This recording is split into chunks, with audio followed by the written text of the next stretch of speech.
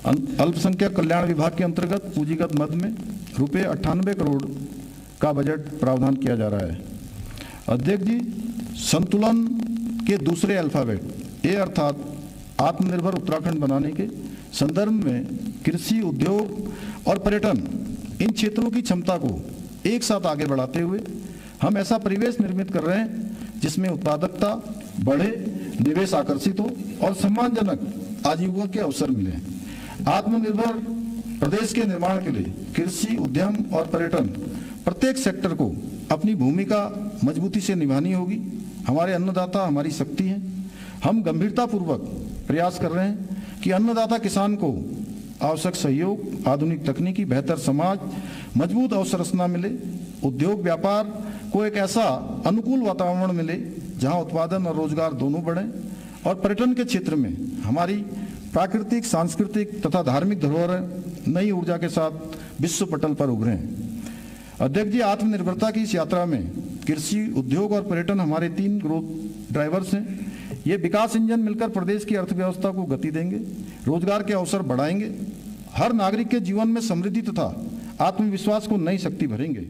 हम कृषि और बागवानी से संबंधित विभिन्न नीतियों जैसे डेयरी विकास, एप्पल मिशन तथा scheme for upgradation of post harvest Apple logistics, सुफल, उच्च मूल्य वाली फसलों को प्रोत्साहन, फल सब्जी प्रसंस्करण, पुष्प औषधि पौधों के उत्पादन तथा जैविक खेती आदि के माध्यम से प्रति इकाई आय बढ़ाने का कार्य कर रहे हैं। स्थानीय उत्पादों को सीधे बाजार से जोड़ा जा रहा है ताकि उनकी उपज का उचित मूल्य सुनिश्चित हो सके।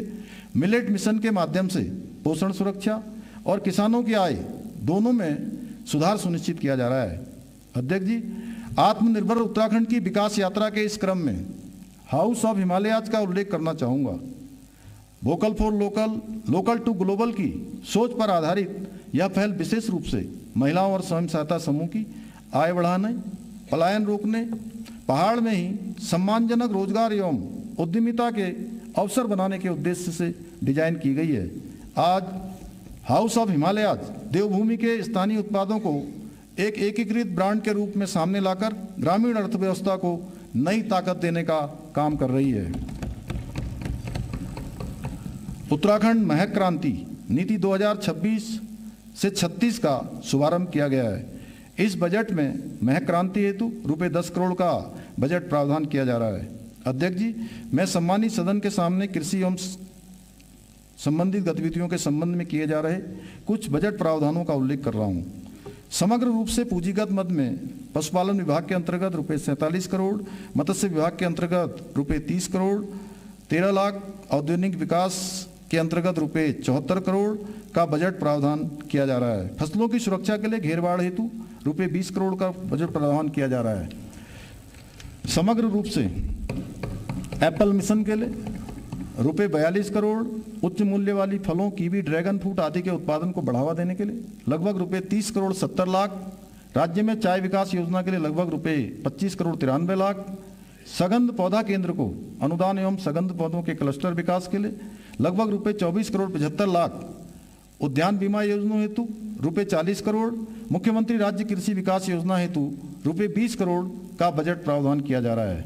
पशुपालन विभाग के अंतर्गत स्वरोजगार परक व लाभार्थी परक योजना हेतु लगभग रुपये 42 करोड़ 2 लाख, मुख्यमंत्री मत्स्य संपदा योजना हेतु रुपये 12 करोड़ 43 लाख, ट्राउट प्रोत्साहन योजना हेतु लगभग रुपये 39 करोड़ 90 लाख का बजट प्रावधान किया जा रहा है। अध्यक्ष जी, आत्मनिर्भरता के लिए कृषि के साथ साथ उद्योग भी महत्वपूर्ण है। राज्य में सीमित भूमि उपलब्धता को ध्यान में रखते हुए हरिद्वार, देहरादून, शिलाकोई और उधम सिंह नगर, काशीपुर, किच्छा तथा पंतनगर में फ्लेटेड फैक्ट्री का निर्माण किया जा रहा है, जिसके माध्यम से लगभग 43,000 वर्ग मीटर प्लग एंड प्ले औद्योगिक क्षेत्र उपलब्ध होगा। एमएसएमई, स्टार्टअप, सेवा क्षेत्र के संबंध में लिए गए नीतिगत निर्णयों से निवेश और स्थानीय भागीदारी दोनों को प्रोत्साहित किया जा रहा है। उभरते हुए स्टार्टअप से युवाओं के लिए रोजगार और स्वरोजगार के अवसर तेजी से बढ़ रहे हैं। अध्यक्ष जी, मैं सम्मानित सदन के सामने उद्योग से संबंधित योजनाओं में किए गए बजट प्रावधानों का उल्लेख कर रहा हूँ। मेगा इंडस्ट्रियल एवं मेगा टेक्सटाइल नीति के अंतर्गत अनुदान के लिए रुपये 25 करोड़, महिला उद्यमियों के लिए विशेष प्रोत्साहन योजना के लिए रुपये 4 करोड़, प्रदेश के सूक्ष्म लघु एवं मध्यम उद्योगों को सहायता योजना के लिए रुपये 75 करोड़, मुख्यमंत्री स्वरोजगार योजना के लिए रुपये 8 crore 60 crore, promotion of investment startup और एंटरप्रेन्योरशिप के लिए रुपये 30 करोड़ तथा स्टार्टअप वेंचर फंड हेतु रुपये 25 करोड़ का बजट प्रावधान किया जा रहा है। अध्यक्ष जी, आत्मनिर्भर उत्तराखंड के लिए कृषि और उद्योग पर संचित चर्चा के उपरांत अब मैं पर्यटन सेक्टर की ओर आपका ध्यान आकर्षित कर रहा हूं। देवभूमि उत्तराखंड में आस्था, साहसिक पर्यटन, प्राकृतिक सौंदर्य का अद्वितीय संगम है, इसलिए हमारी सरकार ने पर्यटन को विशेष प्राथमिकता दी है। उत्तराखंड नैसर्गिक रूप में पर्यटक प्रदेश है। देवों की धरा, हिमालय का द्वार, माथे पे तिलक, सुंदर अपार। अध्यक्ष जी, आगामी वित्तीय वर्ष में मानसखंड मंदिरमाला मिशन के अंतर्गत द्वितीय चरण में 14 मंदिरों के सुदृढ़ीकरण तथा केदारखंड माला मिशन के अंतर्गत केदारखंड के महत्वपूर्ण मंदिर केदारनाथ, मद महेश्वर, तुंगनाथ, रुद्रनाथ, कल्पेश्वर इत्यादि मंदिरों में अवस्थापना सुविधाओं का विकास किया जाना प्रस्तावित है। टूरिज्म डेस्टिनेशन प्लान के अंतर्गत महासू देवता हनोल, भारत के प्रथम गांव माणा, टिम्बर सैंड चमोली, गुंजी पिथौरागढ़ का विकास किया जा रहा है। वाइब्रेंट विलेज योजना के अंतर्गत जनपद उत्तरकाशी के जादौंग में अवस्थापना सुविधाएं विकसित की जा रही हैं। सड़कों, पार्किंग, पेयजल, स्वच्छता और होम स्टे जैसी सुविधाओं को एकीकृत दृष्टि से विकसित किया जा रहा है ताकि सुरक्षित, सुगम और स्वच्छ धार्मिक यात्रा का नया मॉडल स्थापित हो सके। सस्टेनेबल टूरिज्म के अंतर्गत स्थानीय समुदाय की सक्रिय भागीदारी के साथ home stay, eco tourism, trekking trails, river rafting, skiing, paragliding, adventure sports और वेलनेस टूरिज्म, योग केंद्र व फिटनेस अभियान को बढ़ावा दिया जा रहा है। इनके सम्मिलित प्रभाव से उत्तराखंड ऑल सीजन डेस्टिनेशन के रूप में स्थापित हो रहा है। हमारा प्रयास है कि विकास मॉडल पर्यावरण संरक्षण और जलवायु संवेदनशीलता पर आधारित हो। इस संबंध में नई सोच यह है कि जंगल, जल, मिट्टी और जैव विविधता को भविष्य की पूंजी मानकर हर योजना को डिजाइन किया जाए। अध्यात्म, योग, आयुर्वेद और लोक संस्कृति के इन पारंपरिक क्षेत्रों को आधुनिक वेलनेस इकोनॉमी के साथ जोड़ते हुए वैश्विक पहचान दिलाने के लिए हमारी सरकार प्रयत्नशील है। इस बजट में वैश्विक पर्यटन स्थलों के विकास हेतु रुपये 10 करोड़ का बजट प्रावधान किया जा रहा है। इको टूरिज्म गतिविधियों के लिए समग्र रूप से रुपये 18 करोड़ 50 लाख का बजट प्रावधान किया जा रहा है। अंतर्राष्ट्रीय योग दिवस के आयोजन हेतु रुपये 2 करोड़ का बजट प्रावधान किया जा रहा है। समग्र रूप से पर्यटन विभाग के अंतर्गत राजस्व मद में रुपये 210 करोड़ 59 लाख तथा पूंजीगत मद में लगभग रुपये 296 करोड़ 45 लाख का बजट प्रावधान किया जा रहा है। अध्यक्ष जी, नवाचार हमारी ताकत है। हम नए विचारों, नई तकनीक और नए तरीकों को अपनाकर शासन को अधिक सरल, अधिक पारदर्शी और अधिक मानवीय बनाने के लिए प्रतिबद्ध हैं।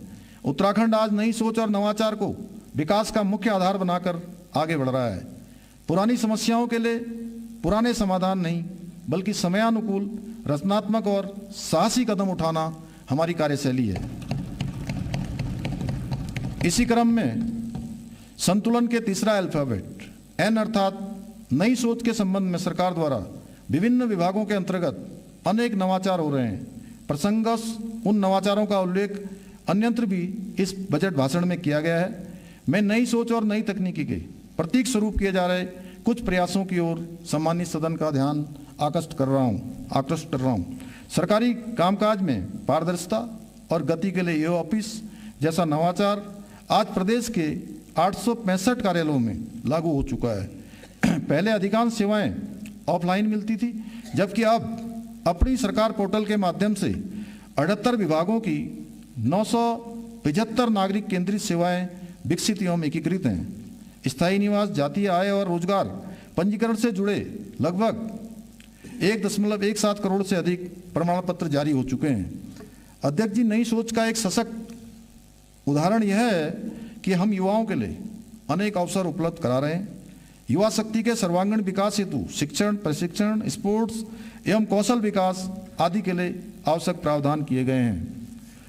देव कृपा से पास हमारे घने जंगल, निर्मल जल, इसके साथ हमारी शक्ति, हमारे युवाओं का आत्मबल। इसी क्रम में देवभूमि उद्यमिता योजना उत्तराखंड का उल्लेख कर रहा हूं। इस योजना से कॉलेज कैंपस को ही नवाचार और स्टार्टअप की प्रयोगशाला बनाया गया है। हमारा उद्देश्य है कि हर विद्यार्थी सिर्फ नौकरी प्रार्थी नहीं बल्कि नौकरीदाता और नव प्रवर्तक बनकर उभरे। इस योजना के अंतर्गत 300 से ज़्यादा छात्रों ने अपना क्वालिटी स्टार्टअप शुरू किया है। 20 स्टूडेंट स्टार्टअप को सीड फंड सहयोग दिया गया है। 1240 विद्यार्थियों ने अपने उद्यमों का औपचारिक पंजीकरण किया है। विद्यार्थियों को ब्रांडिंग और मार्केटिंग सहायता प्रदान की जा रही है। कई विद्यार्थियों ने पेटेंट हेतु भी आवेदन किया है। देवभूमि उद्यमिता केवल योजना नहीं बल्कि युवाओं को नई सोच, जोखिम लेने का साहस तथा तकनीकी से जोड़ने वाला व्यापक आंदोलन है। अध्यक्ष जी, तकनीकी शिक्षा विभाग के अंतर्गत इमर्जिंग टेक्नोलॉजी प्रयोगशालाओं की स्थापना की गई है। देहरादून, रानी पोखरी, नरेंद्र नगर, श्रीनगर, द्वाराहाट, नैनीताल, काशीपुर एवं लोहाघाट के पॉलिटेक्निक कॉलेजों में अध्ययनरत लगभग 5000 छात्र आधुनिक प्रशिक्षण से लाभान्वित हो रहे हैं। नई सोच के इस क्रम को बढ़ाते हुए तकनीकी शिक्षा विभाग के संकाय सदस्यों एवं छात्र छात्राओं को IIT दिल्ली जैसे प्रतिष्ठित संस्थानों में एक्सपोजर विजिट की अभिनव पहल हमने की है। छात्रों की एम्प्लॉयबिलिटी हमारे लिए अत्यंत महत्वपूर्ण है।